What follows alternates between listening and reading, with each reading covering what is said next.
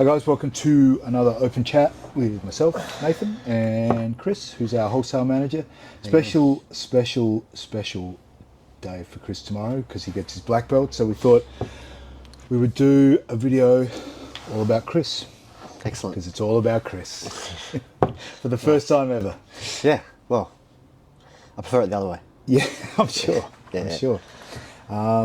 Cool. Well, so we'll start with some basics, like how long have you been training and why did you start?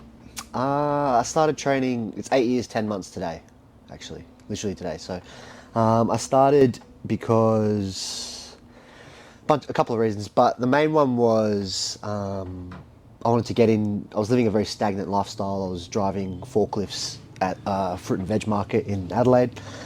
Very comfortable, started to put on some weight, and it wasn't really a job that led anywhere. I wasn't doing anything. And at the time I was over in America, and I grew up with my grandparents when I was younger, and my granddad, I got a call when I was over there that my granddad was terminally ill, and cut the trip short, went back, and I kind of had this epiphany moment when I was there that I was like wasting my life a little bit and kind of taking the piss because they did great things for me, and I was 23 driving forklifts.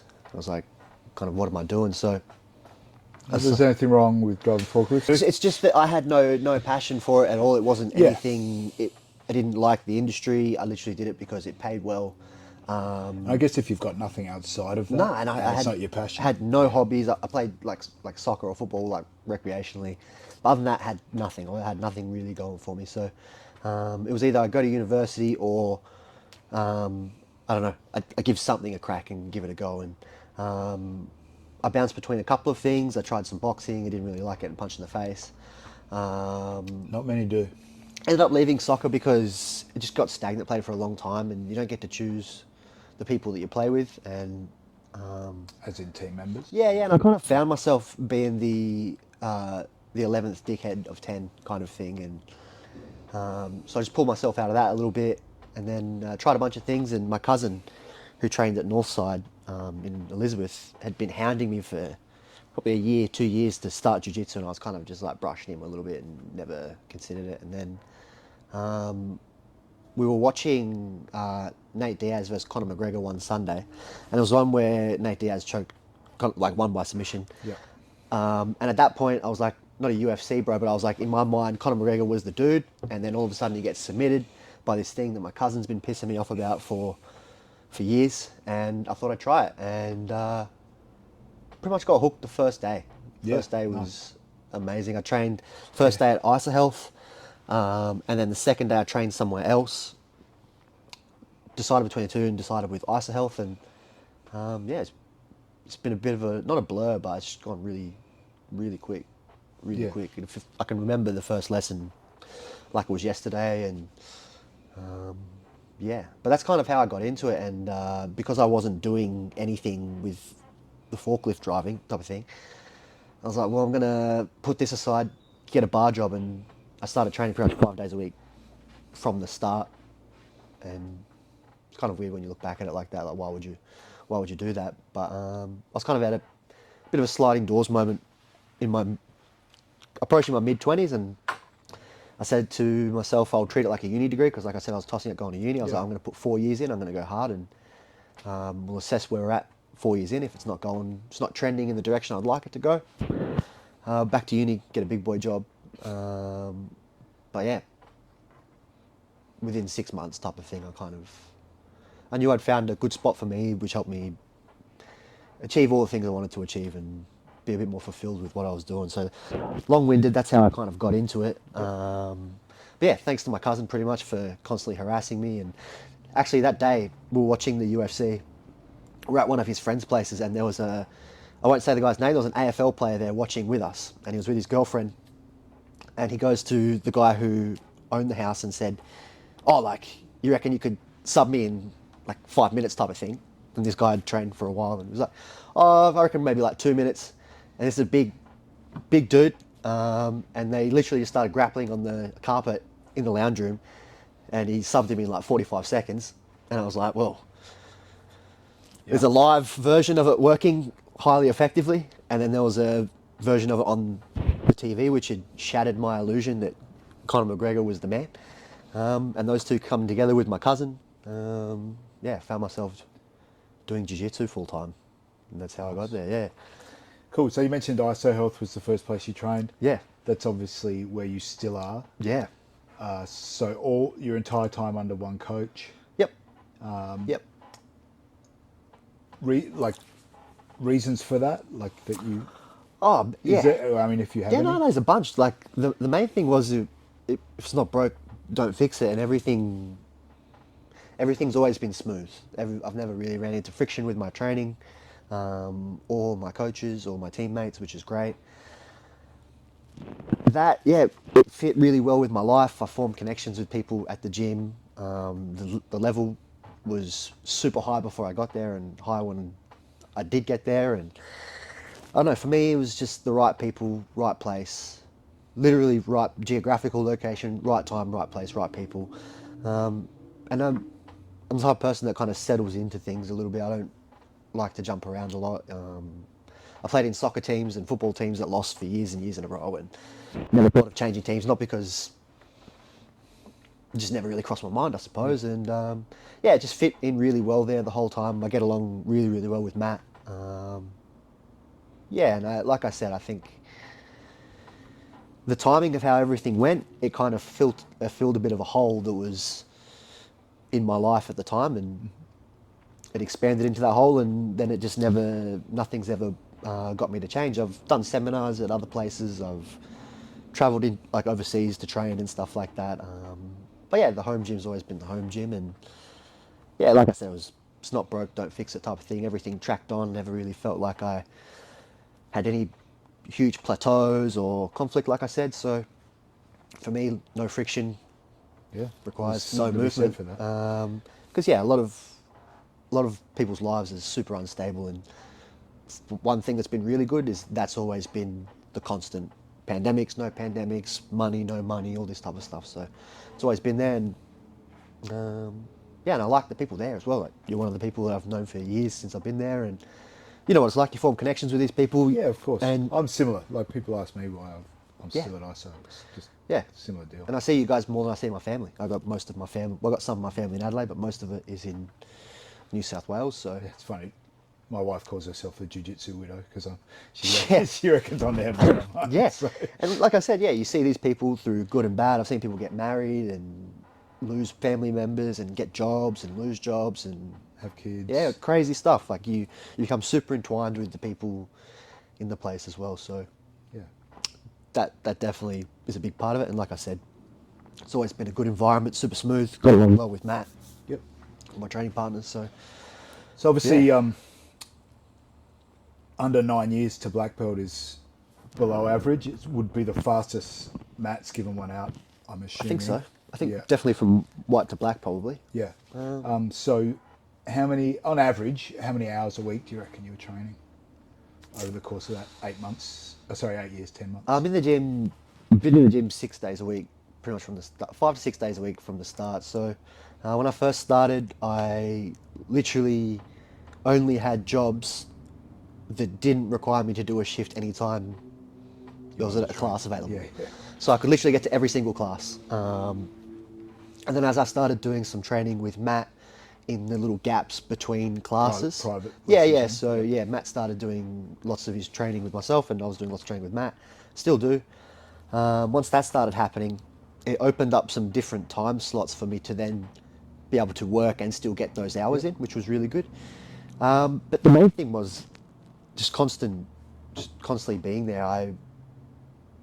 People might look at this and be like, you're kind of bullshitting, but I feel like I'm a bit of a slow learner in the sense of like, to get the momentum going. Like once the momentum's going, I feel good. Like Yeah. once I get things going, I feel pretty like I can learn them pretty quickly. But a lot of it is just kind of just repetitions over and over and over again. And someone we spoke about him on here, I think before, but Fernando, I always say if he trained the amount I train, it'd be scary. And if I He's trained, already scary. yeah. And if I trained the amount he trained, it'd be scary for me. Like, so, but yeah, I think for each person, it's about finding how much you need to train, because person A might learn at X speed and you might learn at X speed, you can sit there and complain about it and be like, that's not fair. Or you can just fucking get to that speed and keep it going. So, and it was always fun. Like I've never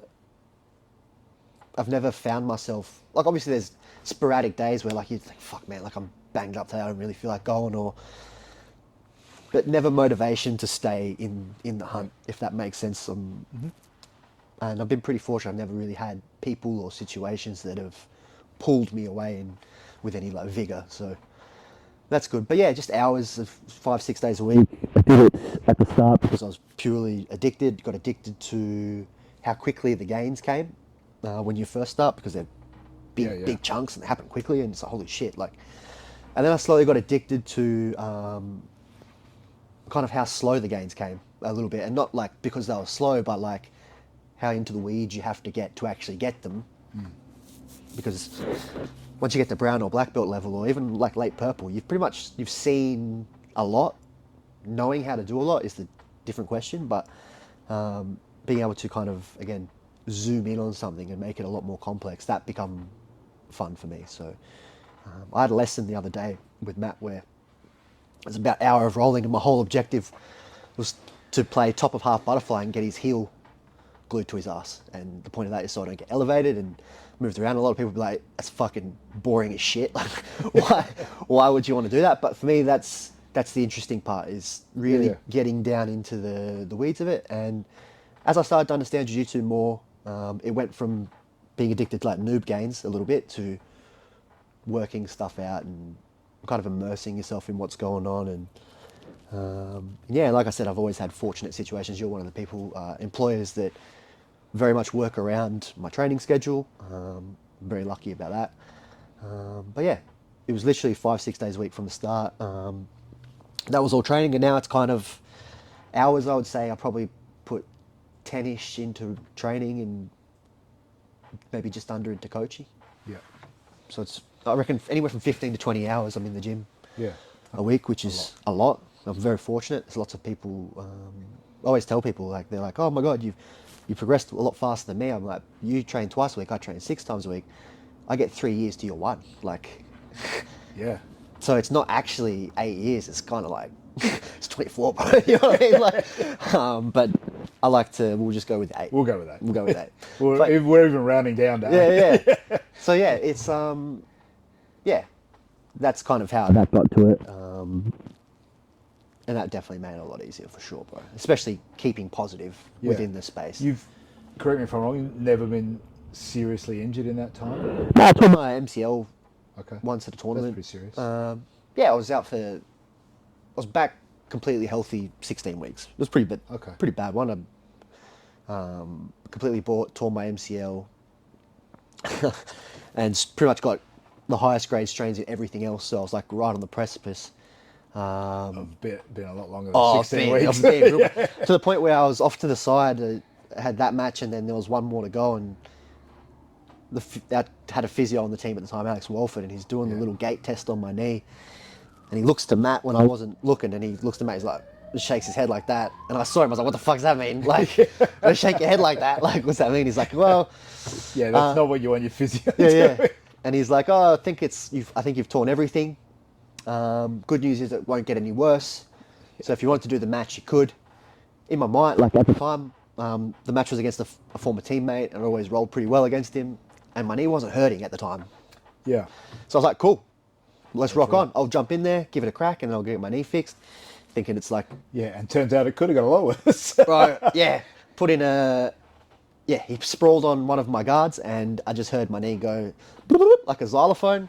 Yeah. And I looked at the timer, and there was like 5.5 minutes left, and that was always going to be a rough one. So don't listen to physios is kind of what I'm getting Interesting. Because when I did my ACL, I had the opposite of that. Yeah. The physio felt my knee, and he was like, no, I think it's just a sprain. Yeah. And it was a full rupture of the ACL. Yeah, see, that, man, I couldn't, I'm so grateful it wasn't an ACL. And I was at the MRI place, or the doctor, actually I got my scans and they sent him to the doctor, and he was like, oh, you've got an MCL tear. And I was like, yeah, like kind of like pumped. And he's like, what are you happy about? This is a bad injury. I was like, I thought it was my ACL. He's like, oh, well, it's kind of strained as well. So, but yeah, that's the only injury I've really had. I've had a broken hand and broken a finger and broke my nose competing once. But yeah, in terms of big ones, Yeah. touch wood, Touch Laminex. nothing. I guess, yeah, that's a mixture of, like, obviously luck, your training partners. Yeah, and competing will get you fucked up too, especially even if you're not a. I don't know what your mindset was when you were competing. Were you hyper competitive at the time? Yeah. Yeah. So Yeah. I mean, I wasn't competing. I was competing to win. yeah, for sure. And I think any time that you're doing that, and so's the other guy, and the sport is bending joints until they don't work anymore or choking people unconscious, injuries are kind of Yeah. inevitable. And So speaking of comps, Yeah. like you've competed quite a bit. Yeah. What are your highlights um, apart from coming back from a nearly exploded knee and yeah. winning? Yeah. That was cool. That was looking back though. Probably if I had have said it's an 8-week injury and you get silver, I might have as taken opposed to a 16-week injury and you gold. get gold. Probably take the silver in the 6 and the 8 weeks, but you don't get your time back. Winning nationals, winning states was awesome. I competed on DFC and won a super fight on there against a good opponent. To be honest, most of it, there was more. The biggest one for me was it was actually the same day I blew my knee out. The guy who blew my knee out, up at that point, I'd never really finished a match in terms of it had gone to the end. You'd always got a Submitted, sub. yeah, and it was going great. And I'd always had in the back of my mind, like, I don't know if I could go that hard for 5-6 minutes at a time. And sure enough, a tournament rolls by and 3 matches in a row, it goes by for that time, and I'm fine. And I end up going well. It was that was probably more empowering than winning a lot of medals, because I was Yeah. like, fuck, man, like, I can do something that I thought I probably couldn't do, or I was apprehensive about. I'd always been super focused on submitting people super quickly, or as quickly as I could, It's a smart strategy. and having as little mat time as possible, because the more time you're on the mat, the more chance you got of losing, essentially. And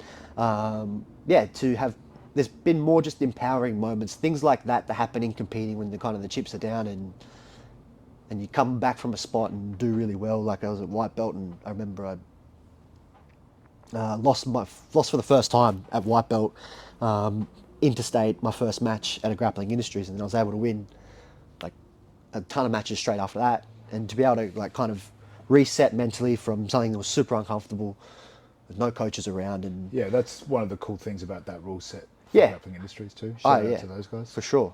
But yeah, I think more than medals or say achievements is, I don't know, lots of people will be able to resonate, but things you overcome during competition or on the lead up to it. Things like that are probably more valuable. Obviously the medals are great.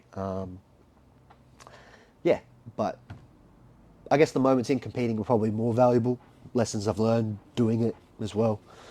You learn a lot about yourself, what type of person you are, both positive and negative. That's kind of led to the reason why I don't compete too much as much as I would used to. So now that you're a black belt, does that interest you? Yeah. More or So less? it's just more that I would just enter everything because it was on. I wasn't entering because I was excited for an event. It was like, oh, Grappling Interest here, got to sign up, do it, right? So now it's more if things pop up that are exciting or interest me, they'll be awesome. But yeah, it's just more that when I was competing, me personally, it's not a very positive headspace to keep yourself into, because I'm hyper competitive. I don't like losing. Got a massive ego with it for sure, just like anyone who probably tries to compete at a high level.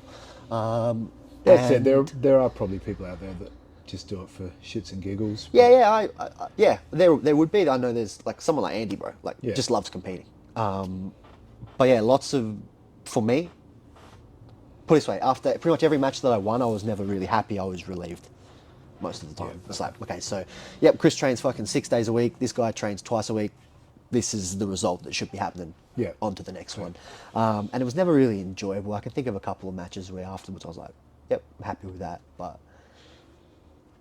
didn't really tick any boxes for myself. It was more ticking boxes for how other people perceived my level or or bullshit like that, pretty much, bro. So that's shrunk down a heap. I think with the validation from obviously my peers that I can coach well, and I know I can roll well, and I don't need to validate myself to just random people at a grappling industries on a Sunday. That has no appeal to me anymore, and I'm glad. I'm glad because it's an exhausting lifestyle. Hats off to anyone who does it full time, but I could definitely feel like I don't know. There's positives and negatives with everything, and for me, too competitive, far too competitive. This is not by no means a badge of honor, but I'll just get hurt, and it's just not. I want to train. I want to teach. I want to be healthy. I want to be the example I set for other students as well, and you can't be doing that like that. So if something is exciting, a cool opportunity pops up, for sure I'll jump in. But gone are the days of kind of just doing everything, just fucking doing it for the sake of it, because I know it's more than that, and and the reasons weren't good enough to just do it that way. And I would encourage anyone who's competing, if you're not competing, at least for half of it for yourself, step back and have a think why you're doing it. Because, I don't know, I've seen lots of people compete and it kind of shatter their will to go on a little bit because it's very confronting, and I just don't think it is for everybody. I know there's a lot of people who are out there, everyone should compete and it's fucking awesome. And I mean, I tell you, I've seen lots of people compete that shouldn't have, and it's not awesome, man. It's something you should want to do because you want to do it, not because there's fucking people from another team I want to think I'm good. You know what I mean? Like that's very, very low tier reason to do it. But I think there's a lot of people, stuff like that. Yeah, possibly. Factors in. Particularly maybe more so in a city the size of Adelaide. And if you're trying to cut your teeth, like if you're a young white, blue, or upcoming purple belt, and you're trying to establish yourself on the scene, that stuff's gonna happen. You know what I mean? So, so exciting opportunities. That'll be awesome. Very much in the coaching phase at the moment. It's super rewarding. It's a lot more rewarding than any of the competing I've done. So. Yeah, that was going to be my next question. Which do you prefer? But it's obviously definitely coaching. Yeah, and I think... how often are you coaching now? Set classes 3 days a week, and then private lessons the other 2-3 days, generally. So about as much as you train. Yeah, about as much as I train. It's far more rewarding. Like I said, I got more out of joy watching a student escape a position with a technique that we drilled at a tournament than I have kind of winning matches myself a little bit, because even just kind of selfishly, like it feels a little bit more impressive to not just be able to do it yourself, but to be able to imprint it onto someone else. But then also to see them realize, fuck, I can learn something. I don't know, you would see it too. There's people of all walks of life who walk into the gym when they very first start, convinced they can't learn things, low views on themselves as people and their ability to acquire skills or just deal with stress. And you kind of see them, like, as time goes on, they start to realize, like, I'm not a fucking idiot. Like, I can learn things. Like, physical sport is for me. Like, things like that. Like, there's a bunch of people at our gym that, I'm not going to say names, but I'm sure you can think of them, where it's like, holy shit, like, you come in here as one person, all of a sudden the confidence is growing, and that seems more powerful to me. And it's interesting to see. It generally happens that way or the other way. Yeah. Like for me, it was the other way, because I'd done a lot of martial arts before I started jiu-jitsu, so I thought I could handle myself. Yep. And then found out rapidly that once it hits the ground, I'm a child. Yeah, well, a very large one, but big child. But yeah, funnily enough, with that, like, I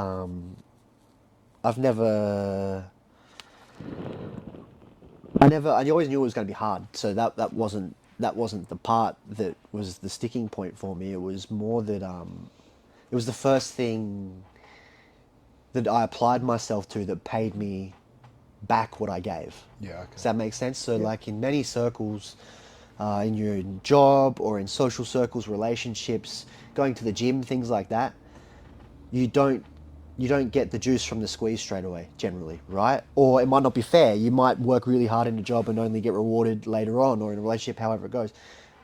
Quickly, I realized with jiu-jitsu, you put in this is generally what you're going to get. And that was a powerful thing as well. Like the realization, holy shit, like, because I never really did great at school, and it wasn't because I'm a dumb person. I just wasn't focused for whatever reason, bunch of reasons.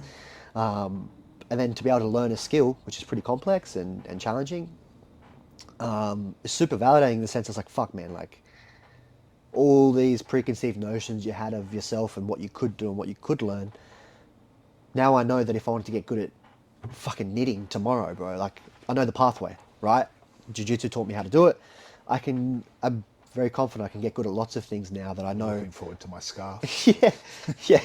Scarf hold or scarf? No, definitely not scarf hold. I don't know if I could do it. But yeah, like I said, it taught me, it was super validating that, holy shit, I can learn something. And the recipe is a lot of repetitions and be invested, right? And that's kind of all it really is. If you're invested and you attend a lot, Yeah. and what I mean by invested is you're actually thinking about your training, what you should be doing and stuff like that, not just kind of sleepwalking through your training, you can get a long way. And I'm assuming that's what it's like for a lot of pursuits. You give yourself, if you gave yourself a good 4 years to acquire as many skills as you can at whatever it is, I'm sure you could. And Yeah, it's just a lot of this stuff is just hours. yeah. Like if you're willing to put in the hours, you'll get the result. And for some people, that's super daunting, and for some people, that's fucking awesome. And for me, like, that's awesome, because all of a sudden I look at it as like, anything is possible with the right amount of hours.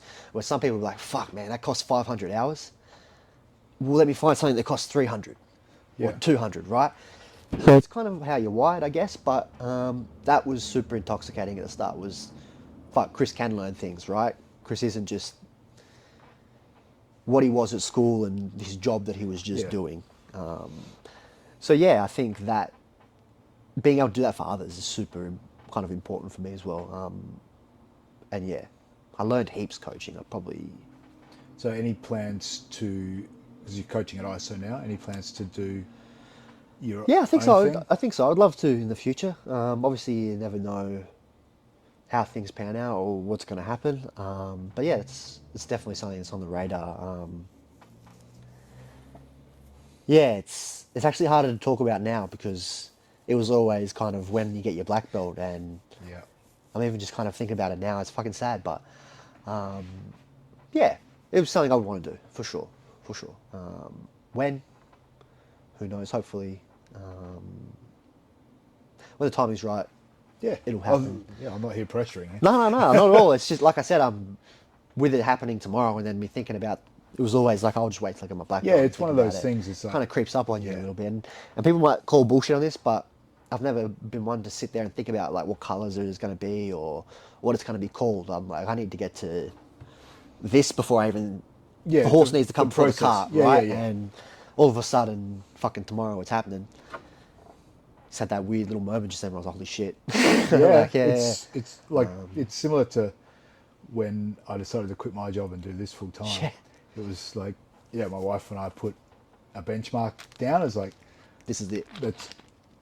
and until the month we did it, it was always just like some airy-fairy thing that'll happen sometime in the future. And then one month it happened, and I was like, oh wow, I need to quit. Yeah, that's kind of how it feels. Like I always kind of knew like I'd be in the game long enough to get a black belt, and that would be a cool goal one day. And you kind of find yourself with it super close by, which is Well, by the time people watch this, yeah. you'll be Professor Chris. Please don't call me that. Yeah, Chris is good. But yeah, that would be a cool thing to do. And to be honest, one of the main motivations is seeing what Matt has kind of been able to do, and the opportunity he gave me to change my life. I would love to have a place like that for other people, because coaching is very much the focus at the moment. And with that comes building up others and yourself and people around you. So yeah, I think the best way to do that would be to have your own place, and I'd love to work in conjunction with Matt. I'm sure there's a way we can work it out. And yeah, that would be awesome. That would be there'll definitely feel like not jiu-jitsu completed a little bit, but the goal that was set out was, Yeah, I mean, was that's the achieved. same And as all things in life. yeah, Every goal is really just a step to another goal. yeah, correct. And I'm excited for whatever the new goals will be. But yeah, it's that will be a fun thing to do. A huge responsibility, and even just from coaching, being part of the staff at ISO is like some of the shit that you wouldn't consider that just pops up. It's like, yeah, there's going to be a lot of people management, and there's going to be a lot of just management in general. Matt's always been super forthcoming with teaching about the business side and how to approach things and what's expected and all that type of stuff. So I'm super grateful. It's almost like I've done an apprenticeship for 8 years, nearly 9 years. I say 8 years because when I got my blue belt was pretty much when the coaching started. Yeah, so about 2.5 years in. But yeah, it's that will be a cool thing to do one day, because I very much admire what Matt's done. I love the gym, obviously. It would be fucking really cool if I could have something that could do something similar for other people. Yeah. And the goal was always to move back to kind of my hometown, Port Macquarie, and open a gym there. But that's just the kind of, at the time was just idealistic kind of nostalgia. Oh man, You know never what I say mean? never. You're still super young. Yeah, maybe one day. It's just, I just got lots of connections here now, and I'm not saying move, because I definitely don't want that to happen. no, it's but yeah, things have shifted. So, like I said, I'm excited for all of it. Not in a rush to do any of it, really. That's kind of it's kind of how I've gone through it all. Is I just haven't really rushed anything. Haven't been too phased about when things happen. Just rock up, keep doing it, and if you're doing the right things and people around you are doing the right things will happen. Yeah. And that kind of leads into why I never moved around and did a whole bunch. It's not that I don't want to train with other people, or I don't think other people have skills that I could learn. It's just, if I had to choose between going to a class at ISO or going to a class somewhere else, I'm always going to pick that one, because I know the product, I know what I'm getting. Yeah. And because I go to pretty much every class, there's just not other classes for me to go to at other places. And that's not me saying that that's how everyone should do it, but I think having a very clear curriculum helped a lot. Yeah. Helped a lot. And that even expands to, I didn't do much with instructionals. I've only really delved into instructionals from kind of late purple belt onward. Everything I learned, I could ask and physically do reps with my coach, right? So you do an instructional, you can't ask John Danaher how he's pinching his leg in that position, right? Yeah. He can tell you and all this type of stuff, you can't feel it. But yeah, as I got a little bit more proficient, I started delving out into more spaces. But yeah, I think having a super clear focus, knowing what you're getting after it helps a lot. So yeah, that's the best advice I could probably give to anyone if you're starting, to be honest, is just get in there, commit to it, trust yourself in terms of just give yourself a good couple of months and just have a go. Yeah. And you'll be surprised with the progress you can make if you're genuinely giving it a go. Obviously there are slow learners and there are fast learners, but generally everyone I've seen that's had a crack at it has done. Yeah, that's the thing. It's like Chris Perez says, it's not who's good, it's who's left. Yeah, bro. Yeah. And that's that is a big part of it. Yeah. So something, or if there is something you wish you knew day one that you know now, that you can sort of impart to beginners that watch this? Yeah. Day one. Or maybe not day one, month one. No, that's a good question. There's definitely, I would say, probably just ask as many questions as possible. That if I could give you something that you could do and it requires no skill, it would be that. Yeah. And don't worry about looking stupid. no, because That's your job. That's why you're there, right? And you're not gonna look any stupider than you are on your first day, right? So like the first day that you start, that's the worst you're gonna be at jiu-jitsu, as long as you keep going. So it's only literally uphill from there, and ask lots of questions. That's something that I did a lot, and I would ask colored belts and Matt, I would inundate them with questions, even about things that I knew the answer to, but I just needed it confirmed. Right? Yeah. Yep. Boom. Done. Yeah, I remember last year, I reckon I asked Matt, oh, when you're doing like an elbow escape, which hand do you put on top? Yeah, on the hip escape. Yeah.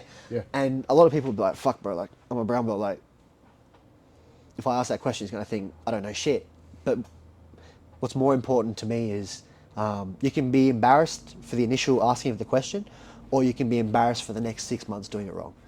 And I'd rather be embarrassed for 30 seconds than 6 months. And that's quick. And like I said, that's why I try and tell people that I teach, there are no dumb questions, just easy answers, bro. If you're here at jiu-jitsu and you think it's a dumb question, just ask. If it's super simple, it should be super simple for me to answer.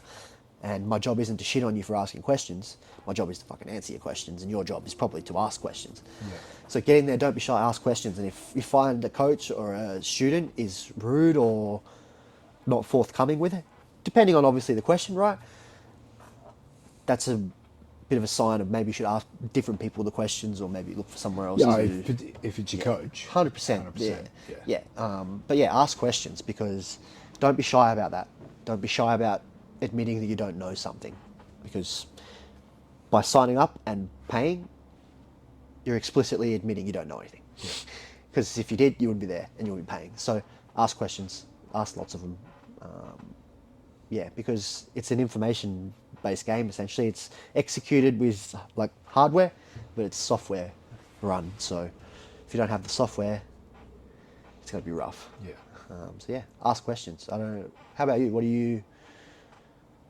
That's a good one, because definitely, particularly at white belt, I was worried that my questions were so stupid that but what I quickly I was realised going was to embarrass myself by asking. 4 other people probably had the same question. They're just shy. I've definitely overcome that position now. But now I ask tons of questions. Now I ask questions like you said, even if I'm pretty sure I know the answer, because I figure other people are. Yep.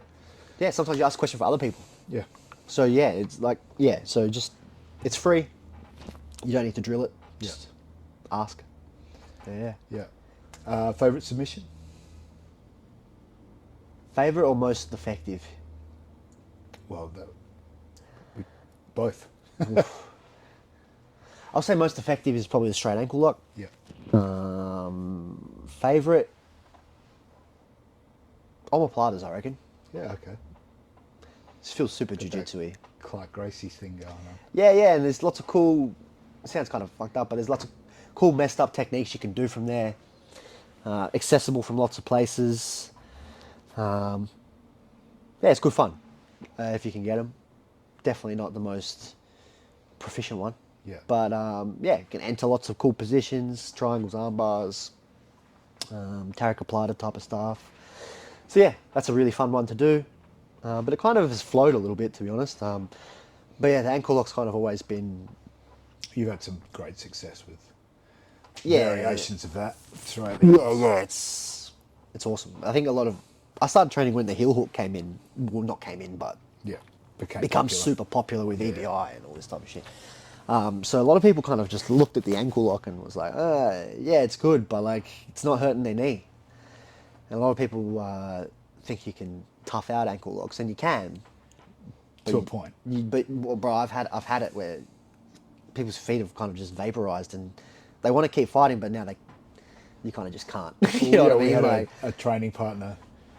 Yeah. Snapped somebody's shin once, so yeah, there's no toughing that out. Nah, if any time your shit gets ripped up, it's not good. No. Do you know? And I had one with a toe hold in a tournament. The guy's foot literally just flopped out of my hands, and then I just grabbed it and like passed it across, and he just tapped straight away because his foot was obviously destroyed. And I'm just like, you didn't tap to the toe hold only to get tapped to me grabbing your foot. Like, what are you doing? So I think Red line fever though, man. We've all been. But yeah, ankle locks they're good. If you ever get caught in an ankle lock, don't think that it's not shit, because you get messed up with a good ankle lock. Yeah. And they're amazing. Lots of the defenses people do from straight ankle locks feed into other leg locks. So pairing it with outside heel hooks is really good, and reaping to the inside. From single leg X, you can pass across and get up and start passing. Something there for everyone, really. So And you can do it from white belt. So you can start learning that skill at white belt. And obviously gyms are changing now, so you can start heel hooking a little earlier at some places. But having a technique I've used for 8 years, or nearly 9 years now, definitely is handy to have, I would say. Specialize in something quickly, Yeah.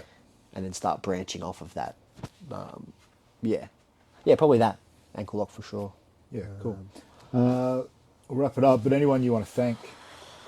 Yeah, fuck man. Well, yourself, my other employer. Like I've had a bunch of employers that have helped out. My friend Tan helped out. I worked at his bar.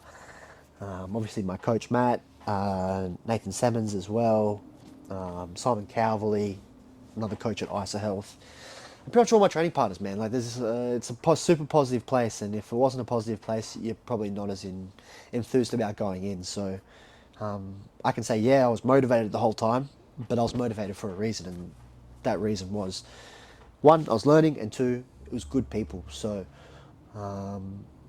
yeah, my training partners. My girlfriend, super supportive, lets me train a lot.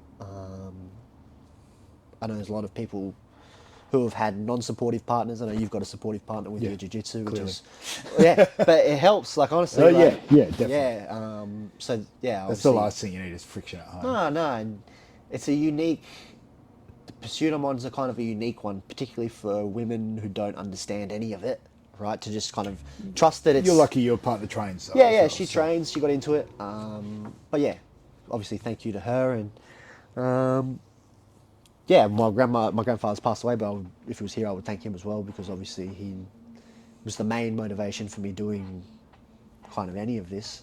And your cousin, obviously. And my cousin, yeah. You know, and he doesn't train anymore. That's right. He got me in and quit. He did the work that was required. He got you Nah, into but it. he's always been he's been super supportive. I always joke he got my arm broken at Nationals because he rocked up with his cousin. They drove from Adelaide. Super nice thing to do. They drove from Adelaide and walked in to the arena as I was stepping on for my final.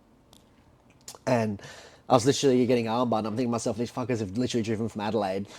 And yeah, my elbow went pop, pop, pop, pop. And yeah, so I always joke with him, like, you fucked my elbow up. But no, in all seriousness, Thanks, cuz. nah, he was awesome, man. He's always checked in, asked how I was doing, super